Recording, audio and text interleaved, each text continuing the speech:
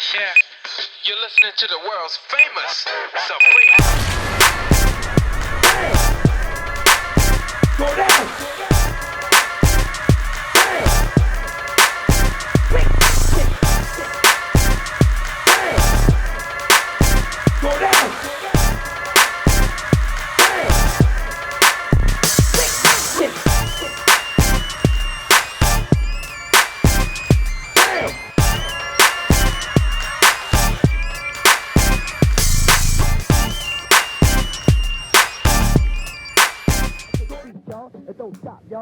Peace, y'all. What up? Welcome to Black Book Journal, first volume. The Almighty Supreme Mr. Wiggles in the house. And I'm going to drop fresh graffiti while I'm telling y'all stories about hip-hop. Alright? Remember to subscribe, like, share, let people know, comment, ask questions, and post up some names. Maybe I'll rock your name in the next episode. Today we're going to talk about jams. What is a jam, okay? A lot of people are confused. We got an event era right now where everything is based on a beautiful event. We're going to talk about that soon. So the first piece I'm going to rock for y'all is a jam piece, okay? I'm going to rock a couple of lines. You see I construct my letters piece by piece. So that's one piece, two piece, three pieces right there. I got a curve right there for the J. Today's J, I'm going to come off the top. And you can see that piece right there is going to connect to the A. So we got the A right here. I'm going to drop a curve right there. This is a sketch, preliminary idea.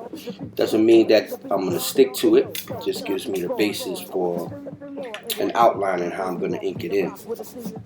And I can tell you right now, this would not be one of my freshest pieces. But it's all good. As long as the funk is there, I'm good. So that's my basic jam sketch right there. Add a couple of hookups. I'm going to make a connection right here with the M and the A. You know, one of my biggest problems is I misspell shit. So I be talking about a word and then when people look at it, they be like, motherfucker, you can't spell. And that is true. Alright, we'll do another connect right here. So that's the outline I got today. Quick ass sketch. Jam. So what is a jam? Alright, basically a jam, and I can only speak for my upbringing, you know, in particular, because jams based on jam sessions probably were based on musician jam sessions where musicians got together and they threw down with each other, because you got to remember everything wasn't based on a DJ before. Basically what we were doing back in the days, and I'm coming from basically a second generation party goer, okay?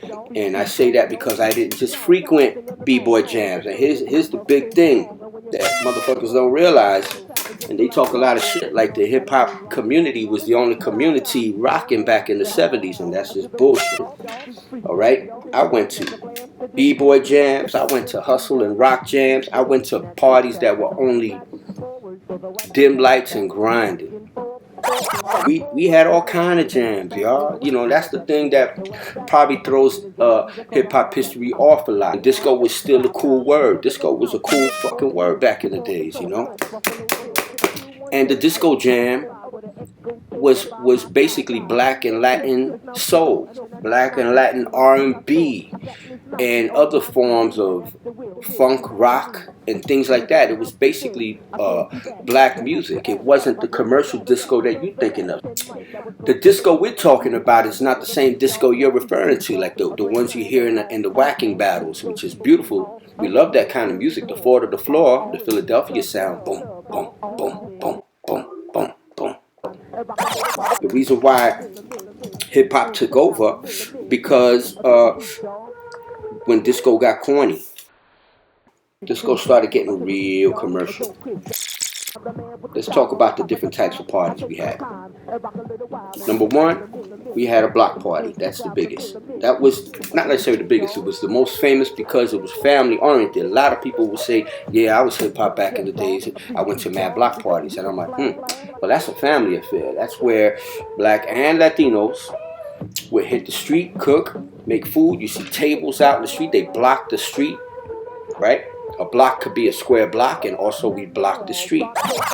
But the music we played in block parties was disco, so you was going to disco parties. You wasn't going to b-boy jams back in the days. A lot of dudes be fronting and putting their name back. Hooky sets. We had hooky sets. A hooky set was hooky parties where they tell everybody don't go to school, come to our gang hangout. It was mostly at social clubs, and a social club is basically a gang hangout, self-made hangout. And they'll put a bar and shit like that. You know, they're smoking and getting high in these places, and there's a lot of outlaws there, gangsters. And in these type of parties, yeah, you know, we had some b-boy ones, but they were predominantly bump and grind, meaning, you know, you had to grab a girl and dance on the floor. You look stupid breaking at a party at that time, especially when you had all these girls doing the freak and dudes was rocking the French cuts, the tight pants. You know, yeah, we did that too, yeah. Then you had what we did, which was the jam designed for b-boys and b-girls, and it took off, but it wasn't as big as people thought. The attraction to a b-boy jam, people are misguided. The MC was going with an echo chamber, yes, y'all, to the beat, y'all, freak, y'all, you don't stop, keep on, to the break of dawn, rock, y'all, you don't stop. Hip, hop, she wop, the bop, rock to the hip, then a rock to the hop, and you don't stop that body, rock.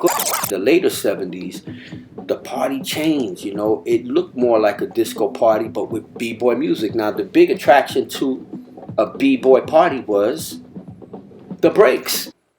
But it was that music that we call hip-hop music. The b-boy music, Rocket in the Pocket, Sarone 4, Catch a Groove, Scorpio, Son of Scorpio, Super Sperm, Big Beat. When they threw on these breaks is what separated the b-boy music from black and Latin disco and commercial disco. When you hear a break, you be in your living room, you be in your house, and if they got the giant ass speakers, and I was across the street from 2 parks, I could hear the jam and the basement jams.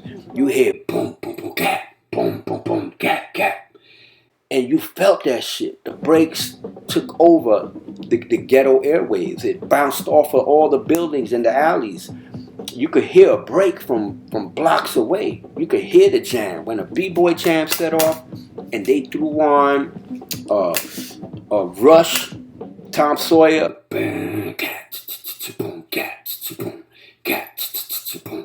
you could hear that shit. The breaks were the meat and potatoes of what made hip-hop what it was. And the development of the cutting and the scratching and the techniques that it took to keep them breaks going became the showcase. And you know, I'm going back to my time, late 70s, you know, sitting on a stoop, hanging out in your boy's house with a box, playing the latest tape from Herc, from the L Brothers, from Cold Crush 4, anything with Flash and then Theodore. And then by the early 80s, you had all the Cold Crush and Fantastic battles. You know, these tapes were gold, man, because you were listening for breaks and you were trying to find out what the break was, and you got interested eagerly because DJs were covering their records and you couldn't find a motherfucking break. You had to go dig for that shit. But the real essence of a party and a jam and a hip-hop jam is not a contest where, you know, all these contestants come and the MC don't even talk and rhyme no more. The motherfucker just yelling at people and holding cue cards. You know, the MC was a party rocker, making people dance and have fun. Now the MCs, you know, next up is Gucci, you know. And then you had the DJs who were connected to the dance floor. Now the DJ is connected to a laptop. I don't know, man. Shit is just fucking funny, man. But anyway, I'll get into more stories soon. Right now, I rock the quick jam outline. Let me show you how to shadow that motherfucker real quick, and then I'm out. You can see that? This is called a drop shadow. I'm not going to fill it in. I'm just going to show you how to give your piece more dimension. And get straight to the point and roll yourself a joint. Hit it flat to the beat, y'all. Got deeper crew. All you with me.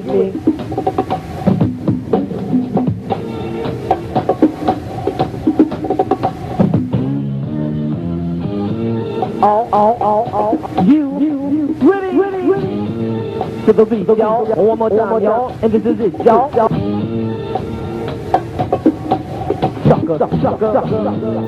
Alright, so that's a Mr. Wiggle drop shadow piece right here.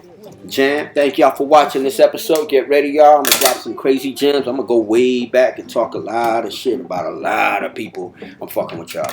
But next episode coming out soon. Remember, like, share, subscribe. Get the details. Hit the website. I got the blog, and the blog is off the hook right now. wigz.biz. Hit the blog up there, and I'm dropping gems in there as well. Got some knowledge. Also, buy some gear, wigsandco.com. That's my daughter's clothing line that she created for me and my wife Z, Wigs and Co, Wig Z. And then make sure y'all hit the YouTube channel and subscribe and share. See y'all soon. Peace. Yeah, you're listening to the world's famous Supreme. Go down.